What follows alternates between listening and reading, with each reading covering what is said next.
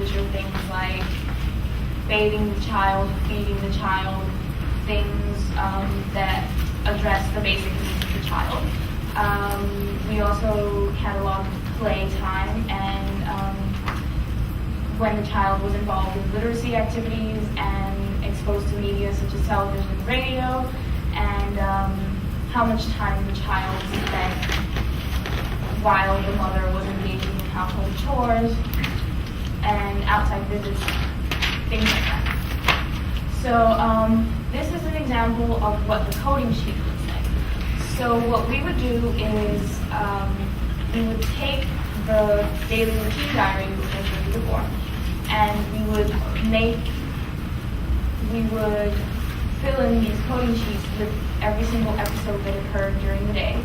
And this is an example of the filled-in coding sheet. And you can see that there's a column that describes what the episode was. There's a column that describes how much time within the day was allotted for it. And all of those abbreviations under the title person describe the relationship of the people present at the activity to the child. So for example, M is for mother, F is for father, and then you've got grandmother, grandfather, and you've got also categories for relatives, for children who were present who are relatives to the child, children who were present who are not relatives to the child, and basically any description that you can imagine for any individual that would be interacting with the child. So then, once we coded all of the information for the daily routine diaries, we went on to enter the data into SPSS. So SPSS stands for Statistical Package for the Social Sciences, and it's a software that's used to analyze data in the social sciences in general. And we use it to analyze the data collected from the daily routine diaries so that we could identify trends within the data. So the process kind of unfolds like this. We have the interview, and then we get information in the words of the respondent, and we turn that information into variables that are standardized, and then we enter that information according to the standardized variables into SPSS.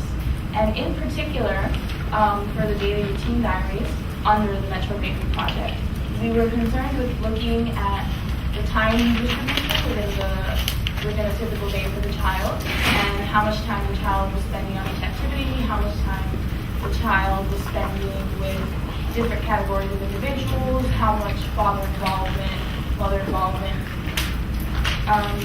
things like that. So, future plan. Unfortunately, because of the volume of data that's involved in the Metro Baby Project, we weren't able to code every single diary. However, the Metro Baby Project, as I mentioned, is a longitudinal study and has been around since 2004 and continues. And so this process will continue for as long as data is being collected. And so coding is being done not only on 1 month diaries, but 6 month diaries, and every couple of months there's a new interview conducted with the parent, with the baby mother. And so for every single round of interviews, these are all being coded and into SPSS and analyzed in that way. So these are my references, my knowledge. And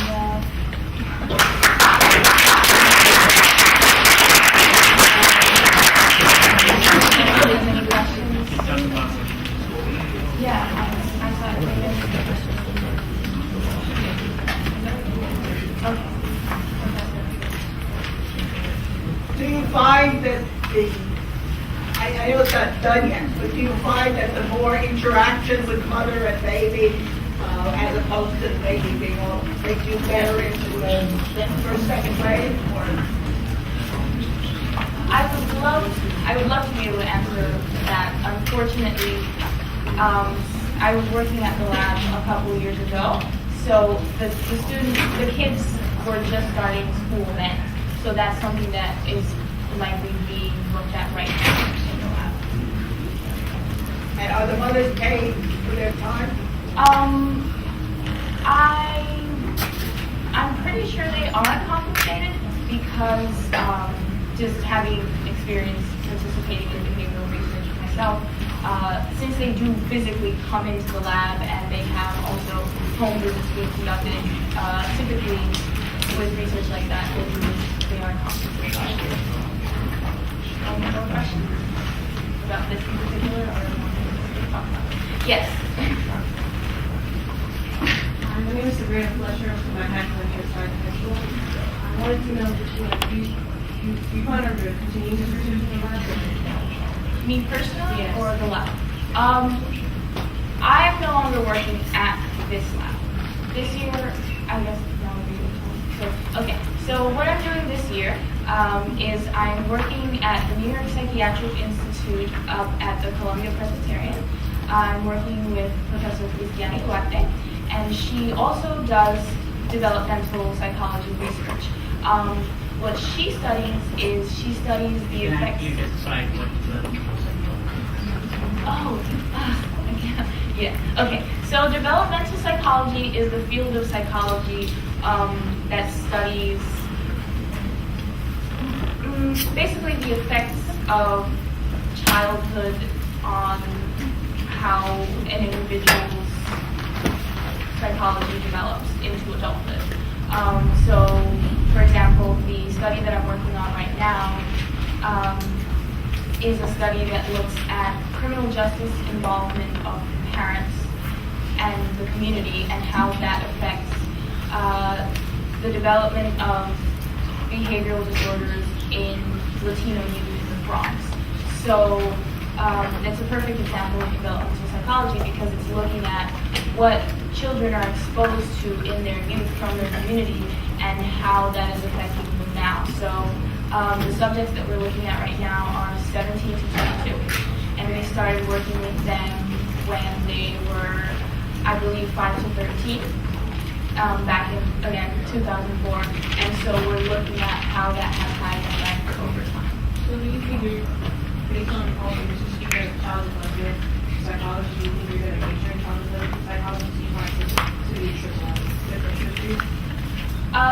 My personal plans are to go into clinical psychology, and I would like to work with eating disorders patients.